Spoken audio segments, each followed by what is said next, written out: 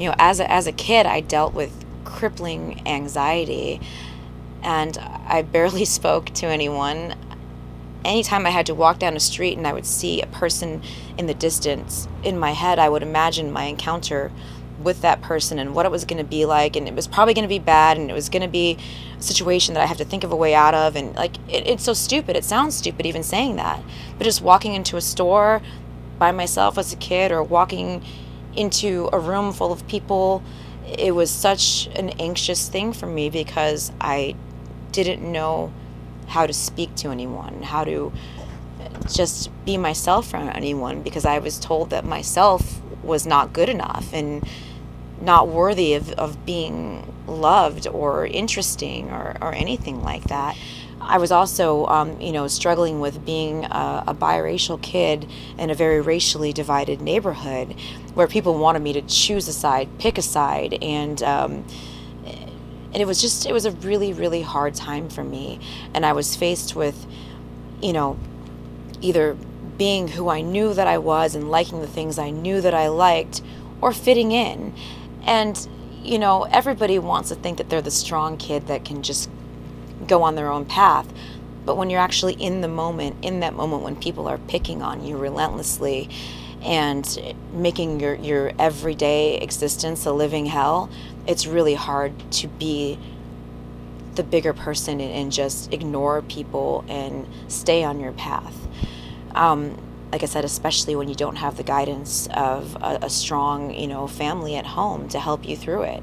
I had none of that. My mom struggled to take care of us without any help from my dad, and it was just a very, very hard time in my life. A boy that was older than the rest of us in school had basically molested his sisters, and was sent to jail.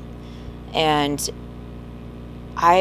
no one talked to me about how to handle a situation like that. I was literally left alone to deal with it. And it really, just between not having a dad and having that experience and feeling just very, disenfranchised, it just really kind of gave me a very hard start in life.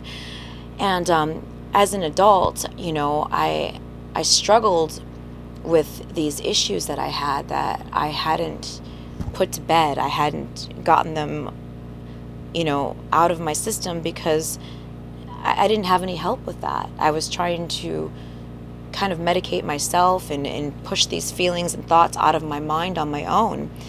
And I did a lot of things that I ended up regretting. I did a lot of drugs in my youth, and like I said, I was just medicating and just to feel something, or to numb the bad feelings. And finally I had to make a decision in my life to get past that. I knew that I was meant to do something special, and I wasn't going to let my past determine my future.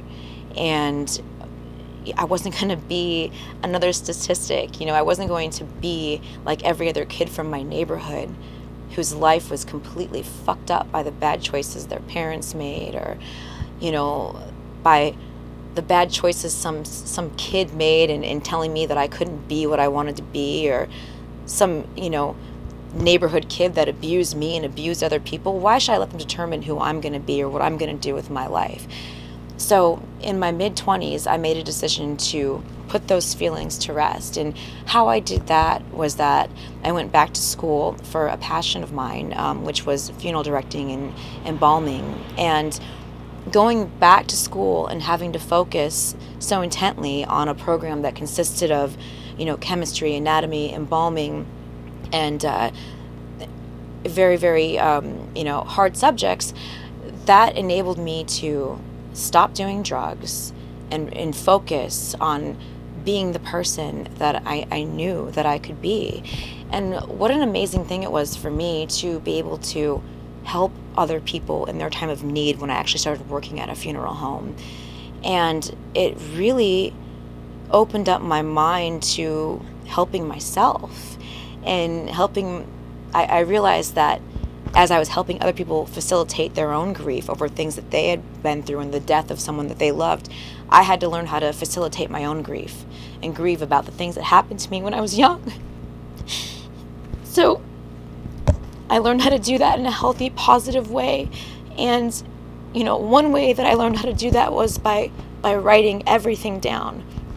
I always loved journaling, so I started journaling again, which I eventually turned into my novel, Death and Other Dances. That was such a cathartic experience for me, getting all those bad feelings out and turning them into a positive. And my music with the rest of the Butcher Babies, getting all those words out of your gut, out of your